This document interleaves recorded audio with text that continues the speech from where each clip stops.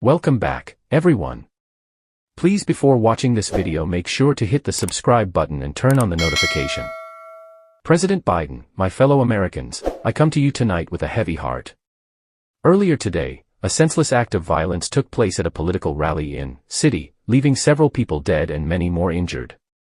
This is a tragic day for our nation, and my deepest condolences go out to the families and loved ones of those whose lives were taken far too soon. As your president, it is my duty to not only mourn this loss, but to also seek justice and find a path forward that brings us together, rather than divides us further.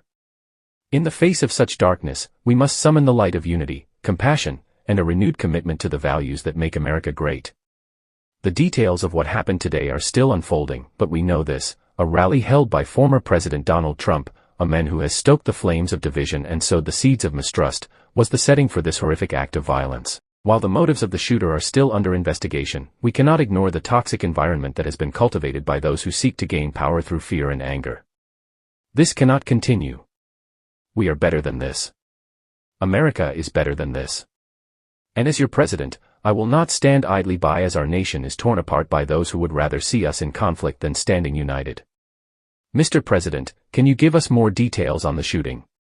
What is the current status of the investigation? President Biden, the details are still emerging, but what we know so far is that a lone gunman opened fire on the crowd at the Trump rally, killing X people and injuring Y others. Local law enforcement and federal agencies are working around the clock to piece together the timeline of events and determine the shooter's motives.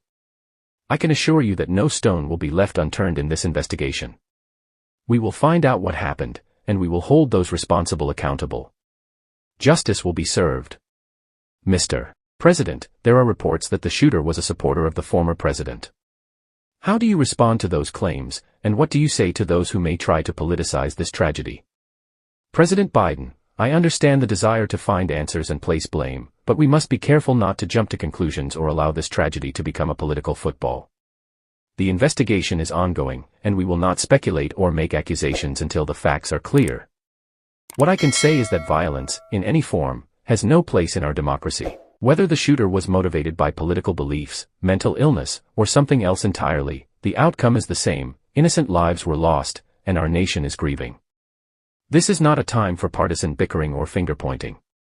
This is a time for us to come together, to support one another, and to reaffirm our commitment to the democratic process, even in the face of such darkness.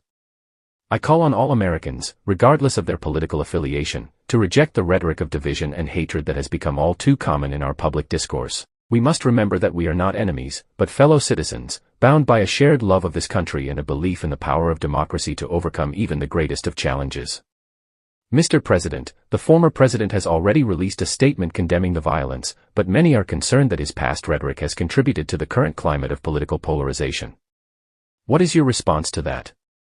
President Biden, look, I'm not here to point fingers or engage in a war of words. The former president has the right to express his views, just as I have the right to express mine.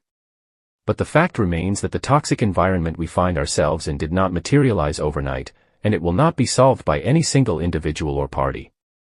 We all have a responsibility to do better, to raise the level of our discourse, and to model the kind of leadership that our country needs.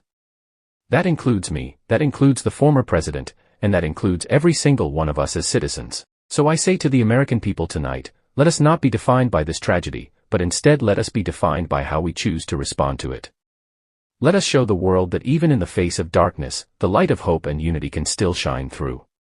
Thank you for joining us on this deep dive into one of the most shocking events in recent history. Don't forget to like, comment, and subscribe for more in-depth coverage of the stories that shape our world. And we'll see you next time. ****